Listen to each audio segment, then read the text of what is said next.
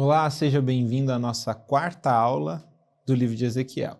E nessa quarta aula a gente vai dar continuidade a esse caráter provocativo do profeta, não mais através das performances, mas agora da linguagem dele. Eu já falei antes que o livro de Ezequiel é uma espécie de obra de arte e toda a dinâmica de linguagem, as imagens que ele usa são bem singulares, artisticamente elaboradas. Mas existe um elemento de Ezequiel também que vale muito a pena a gente destacar, até porque envolve textos que muitas vezes nós nem sequer sabemos que existem na Bíblia, menos ainda ouvimos outras pessoas falar. A linguagem profética, de maneira geral, ela tem a intenção de provocar, repreender, persuadir. Essa eu diria que é a primária, que os profetas surgem em contexto de crise. E num contexto de crise, num contexto onde pessoas que têm ouvidos não ouvem, como diz o próprio livro de Ezequiel, é necessário uma mensagem que fuja do convencional, tal qual fazem as performances proféticas. E aqui eu trouxe uma citação para a gente começar a falar sobre isso, de um autor que eu gosto bastante, um teólogo chamado Walter Brueggemann. E ele diz num artigo que ele está tratando sobre o livro de Jeremias, mas que vale para qualquer profeta bíblico, inclusive Ezequiel, sobre a linguagem profética de maneira geral. E ele diz o seguinte: a destruição e edificação de mundos não é realizada da mesma maneira que um oleiro molda a argila ou que uma fábrica manufatura seus produtos. Ela é realizada à medida em que um poeta redescreve o mundo, reconfigura a percepção pública e faz com que o povo reexperimente a sua própria experiência. Para que isso aconteça, é necessário que o discurso não seja convencional, moderado e previsível. Então, olha lá, né? O discurso profético deve ser um discurso não convencional, não moderado e, às vezes, imprevisível. Ele deve chocar a sensibilidade, chamar a atenção ao que não é percebido, quebrar a rotina, fazer com que pessoas descrevam novamente o que há muito tempo parece estabelecido e suportar excessos de poder antes de avaliações de rotina. É nítido que essa empreitada linguística que redescreve o mundo é uma atividade subversiva e certamente pode ser o primeiro ato de subversão. Esse discurso opera para descreditar e invalidar os modos convencionais antigos de percepção. Quando as coisas são vistas de maneiras diferentes, atentamos que os slogans convencionais antigos são encobrimentos ideológicos que não mais clamam por fidelidade. Tal discurso imaginativo evoca novas sensibilidades, convida as pessoas a ter esperança, em outras palavras, responder às possibilidades sociais das quais a linguagem administrativa antiga declarou inconcebíveis, irracionais e impossíveis. Então, essa é uma citação que eu gosto muito, muito, muito interessante, sobre como a linguagem profética é uma linguagem que quebra com o convencional, quebra com os padrões, para chamar atenção, para provocar o povo. E isso não é incomum ao livro de Ezequiel, como eu já disse anteriormente. Em Ezequiel a gente tem linguagem chocante. E essa linguagem não convencional, ela aparece principalmente por meio de um dos 3 recursos poéticos principais usados pelos profetas para persuadir a audiência. Então, o profeta persuade a audiência normalmente de 3 maneiras, usando 3 recursos, ou um desses 3 recursos, que é acusando diretamente, evocando um desastre que vai acontecer, ou através da sátira. Isso. Os profetas têm muito de sátira. Os profetas, muitas vezes, são satíricos. E as características primordiais da sátira são, primeiro, um alvo. A sátira, segundo alguns autores literários, da crítica literária, ela é uma espécie de ironia militante. Por quê? Porque a ironia não necessariamente vai ter um alvo específico. A sátira, sim. A sátira tem um alvo. Além disso, a sátira trabalha bastante com o humor. Óbvio que para aquele que é o alvo da sátira, nem sempre há humor. Mas para nós que temos acesso a essa sátira, sim, muitas vezes rimos lendo alguma sátira. E por último, a percepção do grotesco ou absurdo. Então, nas sátiras proféticas, a gente vai ter bastante do grotesco, do absurdo. Principalmente no que tange ao quê? Anatomia, fisiologia e as coisas abjetas que saem do corpo, como, por exemplo, excremento. Então, já falava disso com vocês lá em Ezequiel 4, na ação simbólica, agora a gente vê isso também na linguagem dos profetas de maneira geral. Olha só, por exemplo, alguns casos aqui de uso de imagem sexual, né? Aparece em Isaías, Jeremias, Ezequiel, Oséias e etc. A gente também tem acusações proféticas, como eu falei, relacionado ao grotesco, mas do que é abjeto. Então, ó, existem imagens relacionadas a embriaguez, a vômito e dejetos, né? Olha só esses dois, coloquei várias referências, vocês podem ler depois, mas olha esses dois de Oséias, né? Em Oséias 4:7 e em Oséias 5:11, Oséias vai parodiar os nomes dos falsos deuses ao longo do livro, chamando eles de um jeito irreverente, grotesco. Ele chama os deuses de Kalon, vergonha, no capítulo 4, versículo 7, e no 5:11 vai chamar de Tsav, de esterco. Então ele diz que os deuses falsos são como Tsav, esterco. Oséias também, por exemplo, vai apresentar outros epítetos para o próprio Deus Israel. E esses epítetos, né, vão refletir com maestria a relação de desprezo, desonra e descaso de Israel para com seu Deus. Então, por exemplo, Deus é chamado de Ash e Rakav. Então, Deus, Oséias fala, Israel, vocês estão tratando a Deus como se ele fosse para vocês pus, como se ele fosse algo que é podre. Então, olha só o grotesco sendo usado como referência profética. Em Ezequiel, a gente talvez tenha uma metáfora estendida das mais fortes que utiliza esse elemento do grotesco, exclusivo, em específico sobre a questão sexual. Primeiro, Ezequiel já é conhecido no livro como aquele que faz metáforas, parábolas ou provérbios, os conhecidos mashal, né? Então, Ezequiel é chamado pelos seus acusadores como aquele que faz as historinhas, que faz as metáforas, que faz as parábolas. Ele é aquele da imaginação, que traça os paralelos. Em Ezequiel 16, a gente tem essa imagem e, de novo, chocante. Tá? O que a gente vai ver aqui é pesado, é chocante, é grotesco. E essa é a linguagem que o profeta utiliza nesse contexto específico. Essa é a linguagem que ele julga necessária para a situação. Em Ezequiel 16 são apresentadas duas prostitutas. Esse trecho tem uma unidade literária com 63 versos que termina no 17:1 com uma nova menção dessa fórmula. Veio a mim a palavra do Senhor dizendo. Essa metáfora estendida do 16 diz sobre o quê? Ela é uma representação da história de Israel desde as origens remotas, passando pela libertação do Egito, o triunfo tal, e a destruição pela Babilônia. Ela vai falar sobre o flerte contínuo de Israel com os poderes e divindades dos povos inimigos, né? Ele vai chamar isso de prostituição, né? Sendo essa a característica mais iminente. Como que funciona esse capítulo? As subdivisões estruturais dele. O capítulo começa com um comando para denunciar Jerusalém, comando divino, por causa das abominações de Jerusalém. E na sequência é feita uma descrição grande, extensa, de 3 a 43, de uma mulher, e Jerusalém é essa mulher, uma mulher adúltera, que é ninfomaníaca.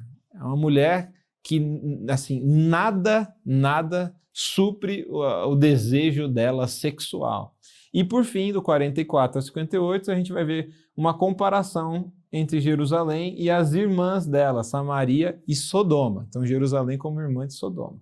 E depois, uma predição da morte de Jerusalém. Vamos olhar para alguns detalhes. Mas antes, vou te pedir uma coisa, e eu vou confiar em vocês que vocês vão fazer. O seguinte, deem uma pausa na aula de vocês e leiam o capítulo 16 de Ezequiel. Isso vai ser imprescindível para que questões da explicação não fiquem jogadas no ar. Vocês tendo o livro, vocês tendo lido, vocês vão ter outra relação com as informações que eu vou apresentar. E é interessante que vocês tendo lido vão ficar muito mais chocados do que com os pontos que eu quero destacar. Eu quero que vocês tenham uma percepção geral desse capítulo. Então, de novo, minha recomendação é: pare agora a aula, leia o capítulo 16 de Ezequiel.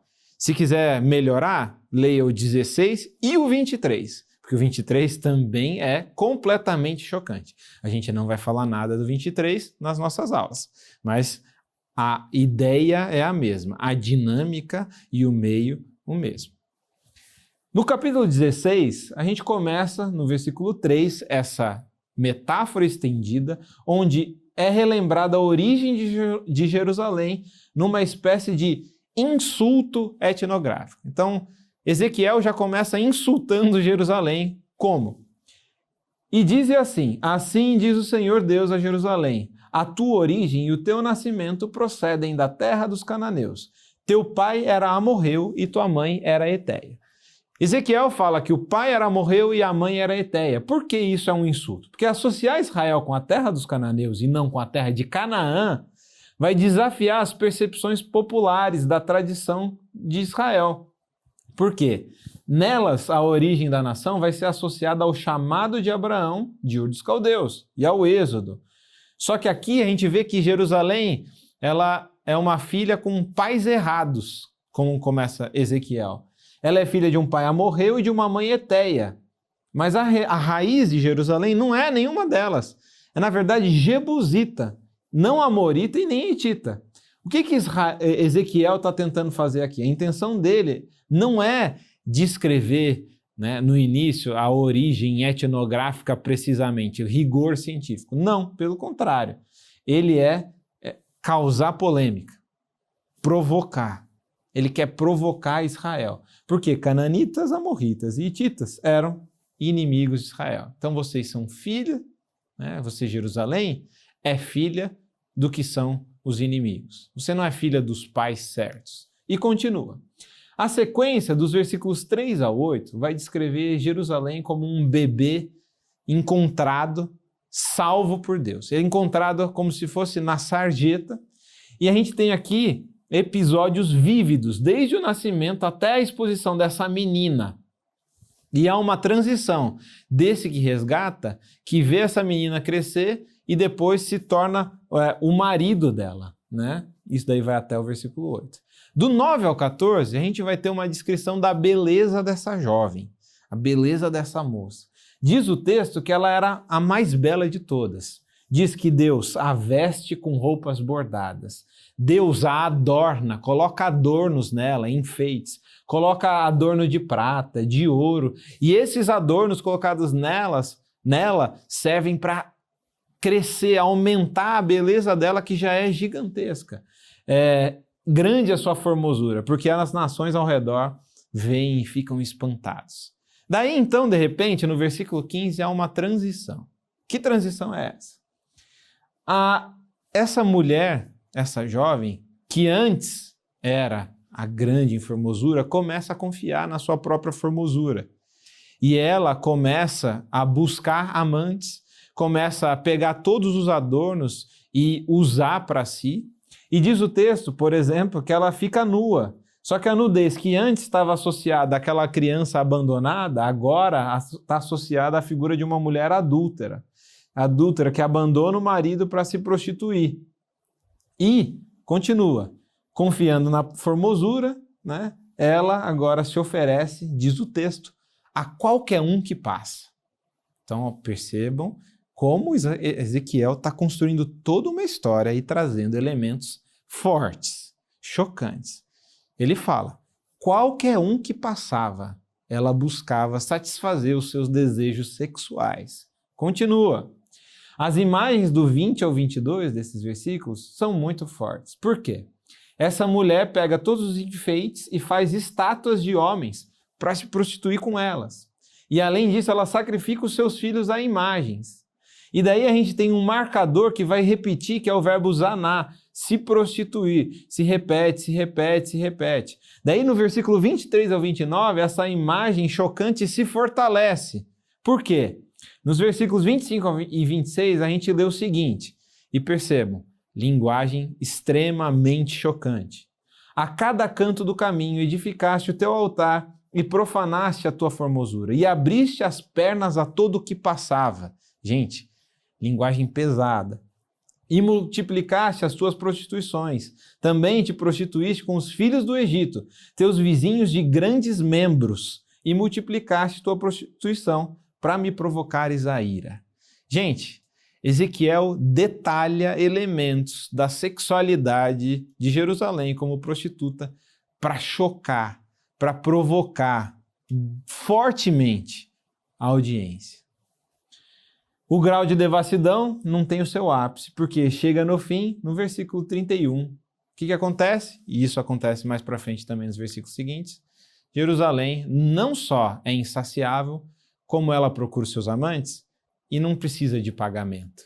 Na verdade, muitas vezes ela que compra os seus amantes para que eles venham e satisfaçam os seus desejos sexuais. No fim, né, essa nudez que antes era coberta por Deus, agora é exposta. Né? Acaba o bloco, no versículo 44, mostrando que essa filha da mãe hitita é igual à sua mãe. Por quê? Jerusalém ela se torna objeto de opróbrio, isso que diz o texto. E ela, agora, depende das suas irmãs para se salvar. Sodoma e Samaria. E até curioso, né, que ao comparar Jerusalém com os cananeus, Ezequiel acaba até ofendendo, olha que bizarro, Ezequiel ofende os cananeus por comparar Jerusalém. É como se dissesse assim, né, chamar Jerusalém de Sodoma é uma ofensa? Na verdade não. Na verdade, chamar Sodoma de Jerusalém é uma ofensa. Porque nenhuma outra nação faz isso que Jerusalém está fazendo. Nenhuma outra cidade faz isso. Agora, por que essa linguagem? Por que essa linguagem de Ezequiel? De novo, a mesma conclusão da nossa aula passada. Talvez, para um povo que não ouvia mais nenhum tipo de mensagem, essa artisticamente elaborada e bizarramente elaborada através de imagens grotescas que recorrem ao sexual, ao abjeto, ao não convencional, ao que é reprovado por Israel, Israel pudesse ouvir. Talvez só um choque, talvez só uma pancada bem forte solucionasse o problema. Só assim, Jerusalém fosse capaz de olhar para sua real condição de nudez total, de uma ninfomaníaca que nada a satisfaz, e reconhecer naquele que a resgatou, aquele que é o verdadeiro amante dela, aquele que a quer bem, diferente dos outros povos, diferente dos outros deuses com quem Jerusalém tenta se relacionar. A gente vai continuar na nossa próxima aula dentro do livro de Ezequiel. Esse livro desconfortante, né? Esse livro tão singular. A gente vai continuar na próxima aula acessando a visão inicial de Ezequiel e percebendo alguns elementos muito curiosos dessa visão. Como Deus se comunica com o ser humano, se preocupando em falar na linguagem dele, utilizando as imagens comuns a ele, independente da época, independente do lugar. Até a nossa próxima aula.